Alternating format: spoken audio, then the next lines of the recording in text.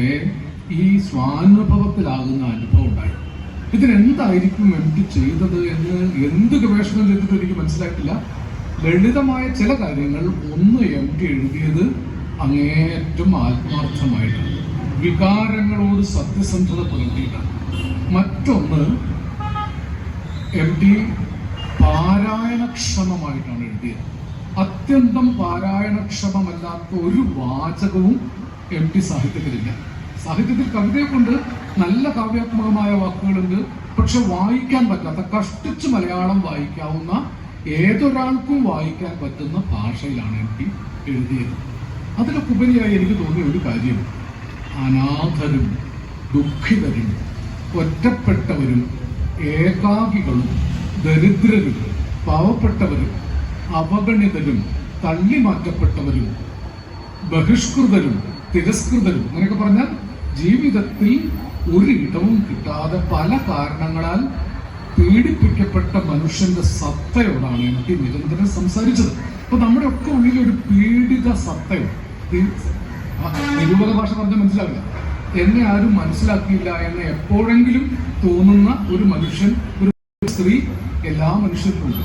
എന്നെ മനസ്സിലാക്കിയില്ല, എനിക്ക് അർഹമായത് കിട്ടിയില്ല, ഞാൻ പറയുന്നത് ആരും കേട്ടില്ല, എന്നോട് ആരും കാരുണ്യം കാണിക്കുന്നില്ല, സ്നേഹം കാണിക്കുന്നില്ല, ഇങ്ങനെ ഒരിക്കലെങ്കിലും വിചാരിക്കാത്ത ഒരു മനുഷ്യരും ഭൂമുഖത്ത് ജനിച്ചു ഭരിച്ചിട്ടില്ല. അവരുടെ കൃത്യമായ മാനസിക ഭാവത്തോട് അതിൻ്റെ അതേ തരംഗ ദൈർഘ്യത്തിൽ സംവദിക്കുന്ന ഒരു അത്ഭുതകരമായ കെമിസ്ട്രിയാണ് എംടി സാഹിത്യത്തിൽ ഉണ്ടാക്കിയത്.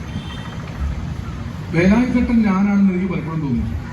വേലായുധേട്ടൻ മനോരോഗിയല്ല, ഭ്രാന്തനല്ല, പരിഗണിക്കപ്പെടാതെ പോയ ഒരാളാണ്. വേലായുധൻ ഭ്രാന്തനല്ല, വാസ്തവത്തിൽ ഭ്രാന്തനാണെന്നല്ല എവിടെയും പറയുന്നില്ല, ഭ്രാന്തനെന്ന് മറ്റുള്ളവരാക്കി തീർത്തതാണ്. വേലായുധന് പ്രണയമുണ്ട്, അമ്മുക്കുട്ടിയെ ഞാനൊന്ന് തൊടട്ടെ എന്ന് വളരെ സ്വകാര്യമായ ഒരു നിമിഷത്തിൽ അമ്മുക്കുട്ടിയോട് ചോദിക്കുന്നുണ്ട്.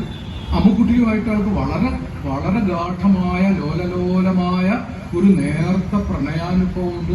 ആർക്കും വേണ്ടാത്ത, നിരന്തരം തല്ലുകൊള്ളുന്ന, തറവാട്ടിന് ദോഷം വരുത്തിച്ച, അച്യുതനായരുടെ അടിയേറ്റ് തകർന്ന ആ വേലായുധം കുട്ടി ഒടുക്കം അമ്മുക്കുട്ടിയും അതാ ഭ്രാന്തൻ എന്ന് പറയുന്ന നിമിഷത്തിലാണ് പൂർണ്ണമായിട്ട് തകരുന്നത്.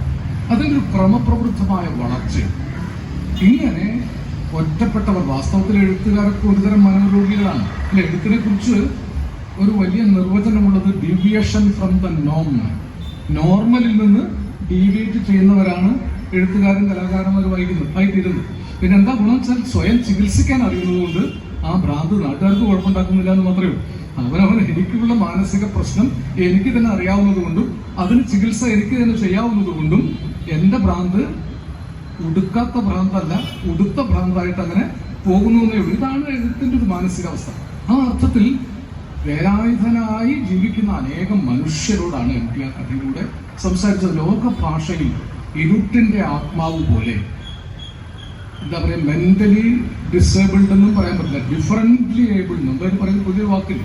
ഡിഫറൻ്റ്ലി ഏബിൾ ആയ ഒരാൾക്ക് അയാളെക്കുറിച്ച്, അയാളുടെ മാനസിക കാലാവസ്ഥയെക്കുറിച്ച് ഒരു സൈക്യാട്രിസ്റ്റിനോ സൈക്കോളജിസ്റ്റിനോ ചെയ്യാൻ പറ്റുന്നതിനേക്കാൾ സൂക്ഷ്മമായി അപഗ്രഥിച്ച് എഴുതിയ കഥയാണ് ഇരുട്ടിന്റെ ആത്മാവ്. അതിന്റെ പേര് തന്നെ